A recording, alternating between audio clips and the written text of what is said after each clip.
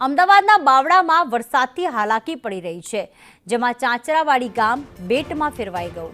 ચાંચરાવાડીથી સંદેશ ન્યૂઝ દ્વારા ground zero report કરવામાં આવ્યો। ચાંચરાવાડીમાં ચારે બાજુ ગળાડૂબ વરસાદી પાણી હજુ પણ ભરાયેલા છે। વરસાદી પાણી ભરાતા ટ્રાફિક જામની સ્થિતિનું નિર્માણ થયું। 4 થી 5 ફૂટ સુધીના રોડ પર વરસાદી પાણી ભરાયેલા છે। લોકો પાણીમાંથી પસાર થવા મજબૂર બન્યા। તો બાવળાના ચાંચરાવાડી ગામના આ દ્રશ્યો છે કે જ્યાં ટ્રાફિક જામ છે, કારણ કે રસ્તા પર હજુ પણ પાણી ભરાયેલા છે। અમદાવાદના ગ્રામ્ય વિસ્તારના દ્રશ્યો બાવળા છે, ધોળકા છે કે જ્યાં સતત પાણી ભરાયેલા ને ભરાયેલા જ રહે છે। પાણી ઓસરવાનું નામ નથી લઈ રહ્યા। અહીંયા ક્યાંક તંત્રની પ્રી મોન્સૂન કામગીરી ફેલ નીવડી।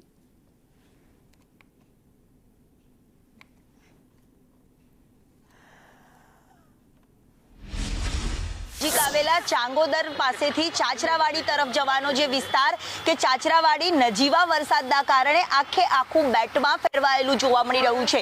દરિયો બની ગયું હોય, નદી બની ગયું હોય તેવો ચાંચરાવાડી વિસ્તાર છે કે જ્યાં કેડસમા પાણીમાંથી પ્રજા છે તે પસાર થઈ રહી છે।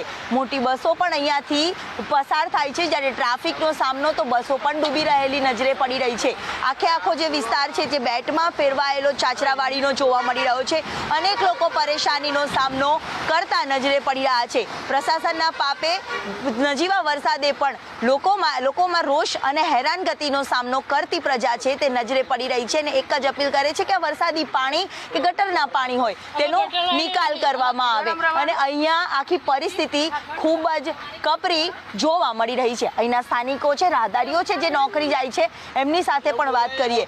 कितने टाइम से यहाँ पानी भर जाता है, कितनी परेशानी? ये लगभग 2-3 दिन से ऐसे पानी मतलब एडजस्ट हुआ है। बाकी ये प्रॉब्लम की वजह से कोई भी जॉब जाना हो या फिर बच्चे स्कूल जाते हैं तो उन लोग को बहुत परेशानी होती है। यहाँ से हम लोग को ऑटो डायरेक्ट पकड़ना पड़ता है। उधर भी ऑटो जाने के बाद पानी ऑटो में चला आता है। उनसे यही अपील है कि वो इसको सॉल्व करें।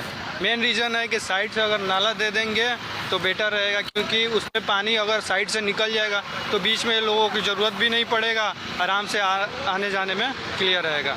એટલે પ્રશાસનને પાણીના નિકાલ માટેની પૂરતી વ્યવસ્થા કરવાની માંગ છે તે રહીશો છે, જે સ્થાનિકો છે, રાહદારીઓ છે તે કરી રહ્યા છે, કારણ કે પારાવાર હાલાકીનો સામનો આ વરસાદી પાણીનો નિકાલ ન થતા ભોગવતા નજરે પડી રહ્યા છે।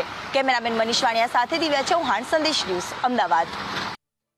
તો જે પ્રમાણે લોકોને હાલાકીનો સામનો કરવાનો વારો આવી રહ્યા છે, તંત્ર પર રોષ વ્યક્ત કરતા હવે લોકો થાકી ગયા છે, એટલે વિનંતી કરી રહ્યા છે કે અમારા ધંધા રોજગાર જઈ નથી શકાતું, આ પાણીનો કોઈ નિકાલ કરો।